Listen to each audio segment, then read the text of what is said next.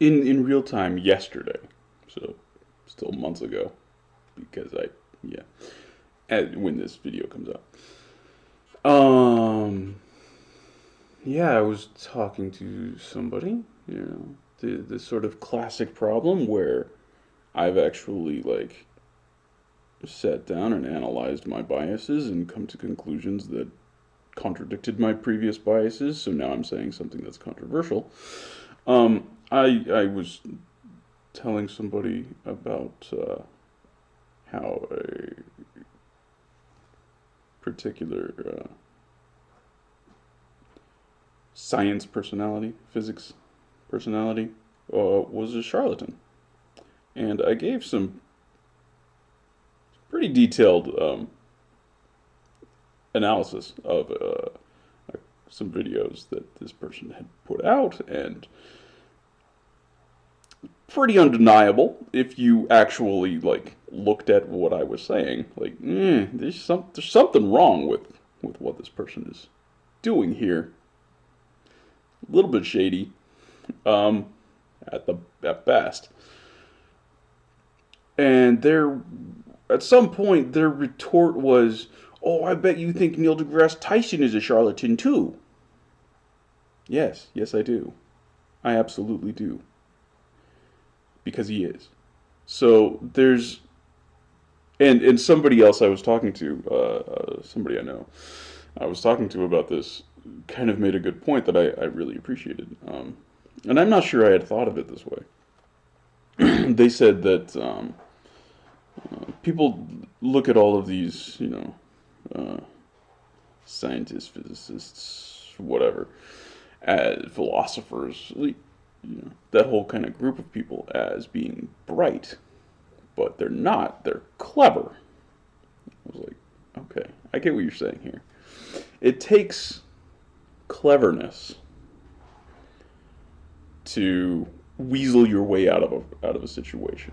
It takes cleverness to be a charlatan. It takes cleverness to lie convincingly. When you're being truthful, when you're being honest, when you're just saying, this is what I saw, it does not require any degree of cleverness whatsoever. To be able to explain what you saw, that requires some intelligence, being bright.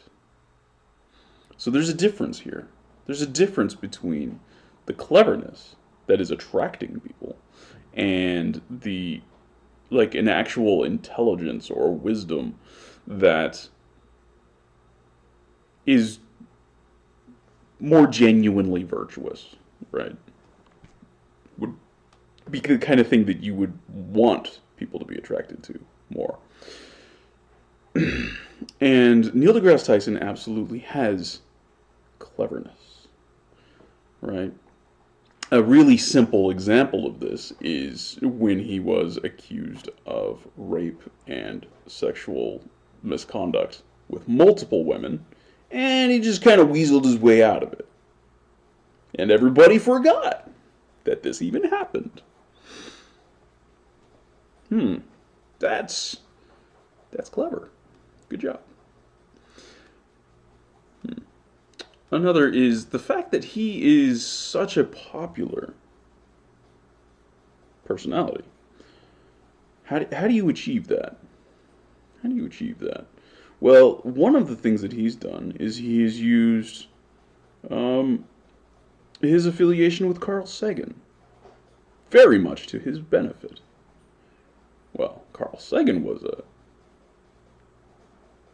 public personality. He was popular, well received by the public in what, the 70s and 80s. And Neil deGrasse Tyson absolutely rides on the back of that. Instead of going out and, using his own initiative, his own accomplishments, his own whatever, he absolutely milks the shit out of the fact that he once met Carl Sagan as a kid. Milks the shit out of it. And people eat it up. That's cleverness. That's cleverness. Because he doesn't have to do anything. He just automatically bought his way into your heart because he has a story that involves Carl Sagan. And Carl Sagan did a little bit of groundwork to earn his place in your heart. But Neil deGrasse Tyson, he gets there for free because he has a story that involves Carl Sagan. Now, it is a cool story, and like that is awesome. Like I appreciate the story, like, and I appreciate the sentiment and what's all happening there. Like, I'm not saying that, and I'm not saying that Neil deGrasse Tyson is a bad dude or anything like that, because for all I know, those allegations were false. They were never brought forward to the police, so that's the thing. And for all I know, but it is kind of telling that he didn't deny all of them. I don't know. I don't know Neil deGrasse Tyson personally, but I have seen his content. I have seen how he is with people. I have seen how he is in interviews, and he seems slimy as fuck to me. Because I'm not buying, like, okay, you met Carl Sagan, so I don't give a shit. Because I don't give a shit, I can see past it and I'm looking at, okay, well, what do you have to offer? And from what I can tell, very little, right? Like, what does he actually do? What is his actual, in physics, what is it that he actually studies? He never talks about that, really. What he talks about is other shit, like evolutionary theory, which he fucks up so bad. He'll say shit like how humans evolved these instincts thousands of years ago. Well, humans are millions of years old. So already, what? Plus, these are like basic survival instincts that he's talking about that, like, we share with penguins.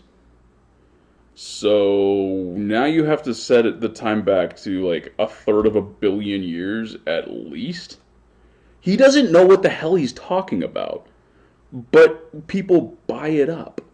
And because he basically doesn't ever change his story, he just keeps saying, oh yeah, humans thousands of years ago, evolution, blah. Because he says it the same way every time, they're like, oh, he's consistent, he knows what he's talking about. Like, yeah, the dumb people who accept this, you totally bought them. But that's cleverness. That's not wisdom. That's not knowledge. That's not intelligence. That's cleverness. That's cleverness. He knows that you don't give a shit about those details. He knows you don't care.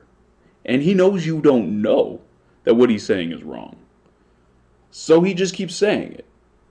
He also knows that this general thing, this general science-y thing, appeals to you.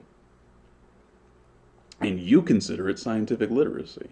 So he has bought a ticket to have you as his audience. He's bought his way into your heart by having a Carl Sagan story and by vaguely talking about scientific things that he doesn't actually know jack shit about. That's a charlatan. That's a charlatan. Plain and simple. Yes. I think Neil deGrasse Tyson is a charlatan. Because I have fucking eyeballs and ears and a brain. And some experience with some topics that he butchers. Yes. He's a charlatan. 100%. Does that make him a bad dude? No, I actually think most people are charlatans. In general, people present a false image of themselves. And this is most prominent in a public sphere. So, this isn't necessarily a condemnation of Neil deGrasse Tyson. But it's just something you should be aware of. Yeah, some of the shit he says is true. And when he's talking about things like, well, we should be nice to each other and shit like that. Absolutely, he is correct about that. I agree 100%. But when he's saying shit like, Christmas is Christmas in the Gregorian calendar is Isaac Newton's birthday. No, no, motherfucker, it's not. Or, when he's talking about evolution, or a bunch of other things that are not his field, where he'll just casually, because he's a science presenter or some bullshit like that, he doesn't understand these things. Or like when he claims that he's not an atheist, while also saying he doesn't believe in God. Like, that's what atheism is, stupid. What are you doing? Like, I can get why you want to distance yourself from the general atheist community in the U.S. Because I get that. But